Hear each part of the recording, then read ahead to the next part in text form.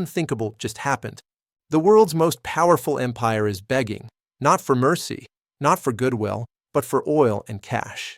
In Caracas this week, the United States, a nation that for decades dictated the rules of the global economy, is on its knees negotiating with a leader it tried to destroy. Nicolas Maduro, the man America put a $15 million bounty on, is now the only person who can keep American refineries running. Meanwhile, in Washington, the Treasury Secretary is facing a nightmare that would have been unimaginable just a few years ago. The EU needs to borrow $3 trillion this year to survive. But the usual buyers of American debt are gone. Europe is stagnant. Japan is collapsing. Domestic banks are maxed out. That leaves only one country with the money to bail out the American system: China. The same country politicians have been calling a threat. The same country generals warned about in the Pacific is now holding the keys to America's financial survival. Make no mistake, this is not a negotiation. This is desperation. The empire that once demanded compliance is now forced to accept terms. The empire that printed green paper and the world obeyed is now pleading for resources.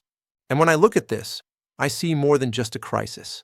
I see a historic collapse unfolding in real time. Today, we're going to uncover the two deals happening behind closed doors: the Venezuelan oil deal and the Chinese debt deal. That could determine whether the American economy survives the next 12 months or implodes in a shockwave felt across the entire planet. And it all begins in Caracas, where American diplomats are forced to do what their leaders once swore they would never do: beg. If you want to understand how weak the American empire has truly become, you don't need to look at GDP numbers or stock market charts. You just need to look at who they are shaking hands with. 5 years ago, the United States declared that Nicolas Maduro was not the legitimate president of Venezuela. They recognized Juan Guaidó instead, froze Venezuela's bank accounts, seized airplanes, and even put a $15 million bounty on Maduro's head like he was some outlaw in a Western movie.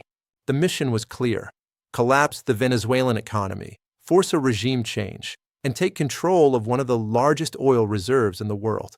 But none of it worked. Maduro is still in power, and Venezuela is still selling oil. Worse, the world has learned a lesson the United States never anticipated. You don't need Washington's permission to sell energy.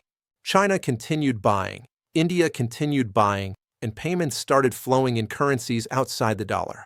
Venezuela became the laboratory for a post-dollar oil market. They traded oil for Chinese yuan, for cryptocurrencies, for deals that bypassed the American financial system entirely. By sanctioning Venezuela, the U.S. accidentally forced it to build a financial immune system, a system that protects it from American coercion. Now the tables have turned. American refineries are designed to process heavy sour crude, the kind Venezuela produces. Texas has plenty of oil, yes, but mostly light, sweet crude that American refineries cannot fully use. Without Venezuelan heavy oil, diesel production falters, and the American supply chain starts to choke. Don't run. Factories struggle. Ports slow. And suddenly, the empire that once dictated terms is quietly issuing waivers, allowing companies like Chevron to return to Venezuela, offering debt relief, and essentially begging the man they tried to overthrow, please, turn the pumps back on. This is not diplomacy. This is humiliation.